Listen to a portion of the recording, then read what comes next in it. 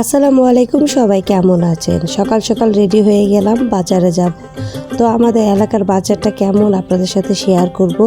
তো এখন বাজে কিন্তু 9টা, সাড়ে 9টার মতো বাজে। প্রথমে আমাদের এলাকার বাজারটা আপনাদের সাথে শেয়ার করব, তারপরে স্টার্টে যাব। টুকিটাকি বাজার করব আর আপনাদের সাথে শেয়ার করব। চলুন বাজারে যাই। তো প্রতিদিনের কাজই তো আমার সকাল সকাল বাজারে যাওয়া। তো এই রাস্তা দিয়ে হাঁটতে হাঁটতে ভিডিও করতে করতে যাচ্ছিলাম। বেশিরভাগ মানুষ বাজারের দিকে খুব কম আজকে মানুষ, কারণ সকাল সকাল তো আস্তে আস্তে সংখ্যা বাড়বে। তো এই তো আমাদের এলাকার বাজার, ছোটোখাটো একটা ছোট্ট বাজার। তো এইখানে অনেক রকমের মাছ নিয়ে বসছে। আজকে আমি অনেক মাছ কিনবো না, অল্প কিছু মাছ কিনবো। আর মাছ কেনার উদ্দেশ্যটা হলো শিং মাছ, বাচ্চাদের জন্য শিং মাছ কিনবো, এই জন্যই আমার বাজারে আসা। তো শিং মাছ আমাদের এলাকার বাজারে পাইলাম না, এখানে কিন্তু তরতাজা সবজি পাওয়া যায়, আমাদের এলাকায় আশেপাশে লাগানো হয়। তো এখান থেকে প্রায় সময় আমি বাজার করতে চলে আসি। তো চিন্তা করলাম আপনাদের সাথেও একটু শেয়ার করি। তো এখানে শিং মাছ নেই।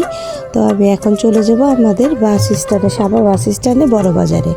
তো এই তো আমি যাওয়ার আগে একটু ইলিশ মাছের দাম জিজ্ঞেস করতেছিলাম কাকাকে। কাকা এতটুকু ইলিশ মাছের দাম বলতেছিল 700 টাকা। এখন অতিরিক্ত দাম, কি বলবো।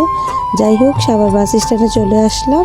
হাঁটতে হাঁটতে আপনাদের সাথে শেয়ার করছি। সাভার বাস স্ট্যান্ডটা খুবই নিরিবিলি, কারণ সকালবেলা তো, এই জন্য মানুষজনের সংখ্যা খুবই কম। এখানে 4টা হাঁস নিয়ে দাঁড়িয়ে আছে চাচা। তো আমি জিজ্ঞেস করলাম হাঁসগুলো কত করে, সে আমাকে 4টা হাঁসের দাম বললো 2600 টাকা। অনেক দাম। যাই হোক, বড় বাজারে চলে আসলাম, সাভার বাস স্ট্যান্ডের সাথে। এটা কিন্তু আমাদের বড় বাজার, এখান থেকে আমি মাছ সবসময় কিনি আর এলাকার ভিতর থেকেও কিনি।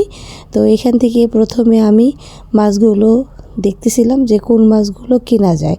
তো এই তো শিং মাছ পেয়ে গেছি, এখান থেকে শিং মাছগুলো কিনছি। তো এই তো বাসায় চলে আসছি। বাসায় চলে আসার পরে আপনাদের সাথে শেয়ার করলাম কি কি বাজার করছি।